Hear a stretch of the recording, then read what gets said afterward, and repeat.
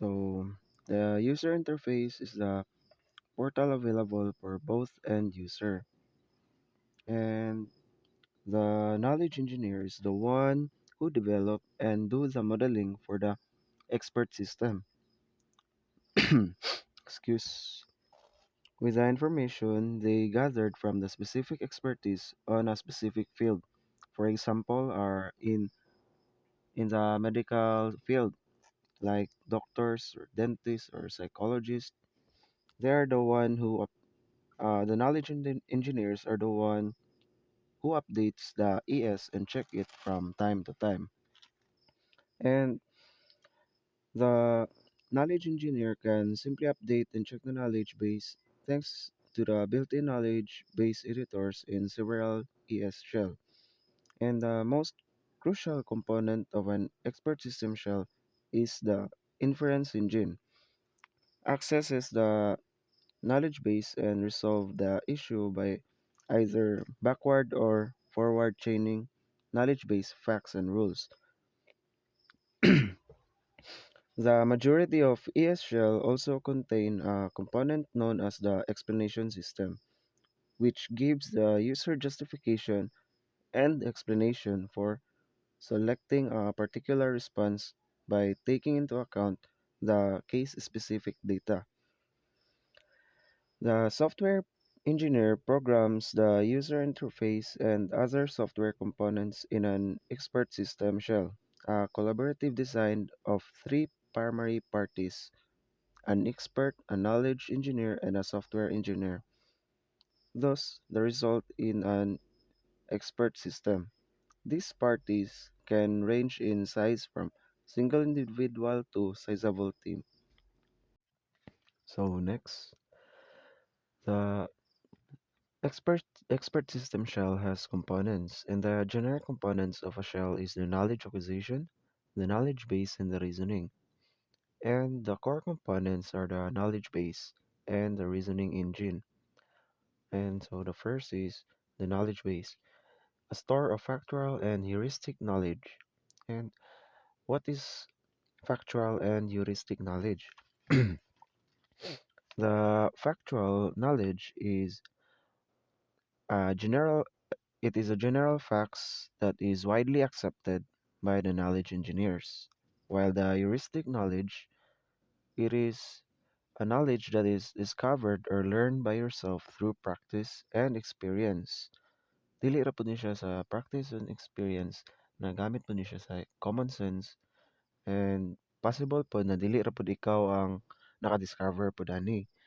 Like kana bitong bag-o ni siya na study pero dili pa siya widely na study or di pa siya dako ang data pero makita na siya nga fact, makonclude na nato siya facts kay nagamit man pud siya kaning mathematical nga kuan napoy scientific method para mahimo siya ma-prove siya.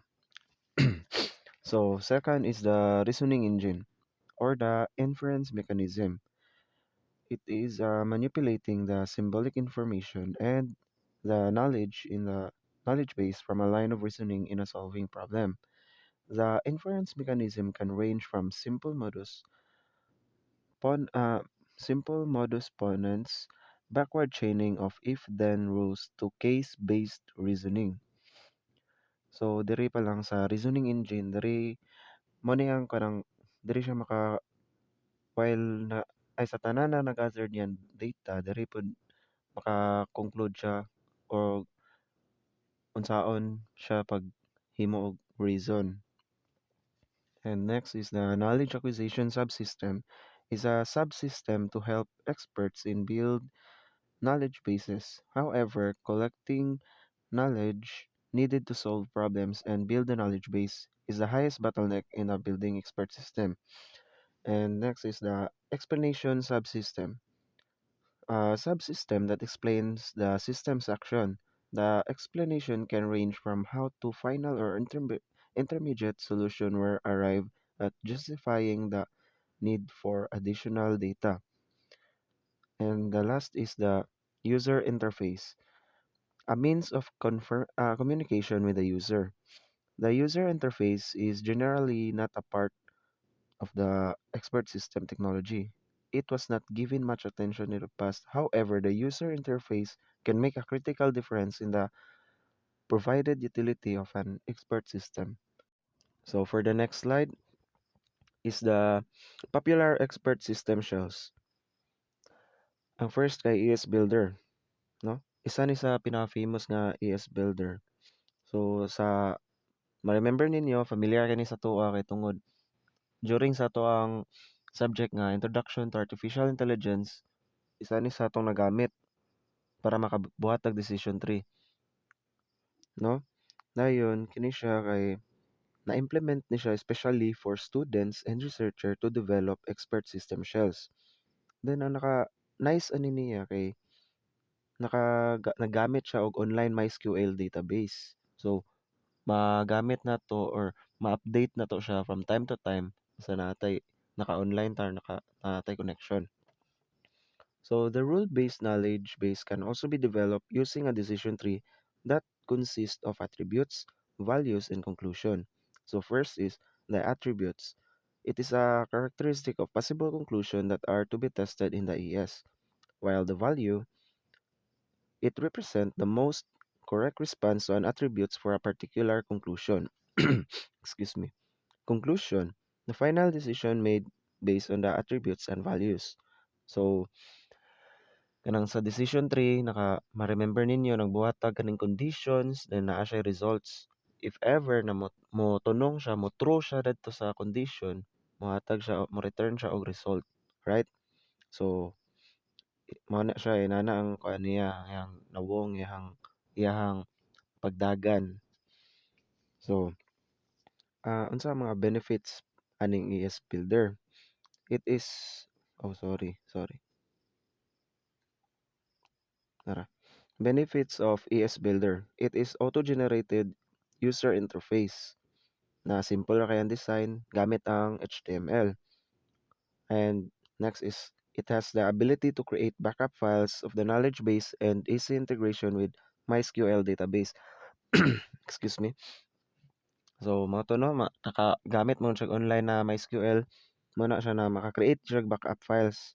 Mo na ang naka-advantage niya. And next is the ability to populate the knowledge base using the decision tree. No. And lastly is the it is optimized view of the rule-based knowledge base. So next is the limitation of ES Builder. Only forward chaining are supported. Backward chaining rules are not supported. No. Mana ang iyang limitations lang. And the desktop tool supports only Windows 98 and Windows 7. Pero murag karon kay sa ako ang nakakuan kay makagamit na siya sa Windows 10 kay sa laptop sa akong amigo na dito ako nakabuhat sa activity. Pwede na siya, applicable na siya sa Windows 10.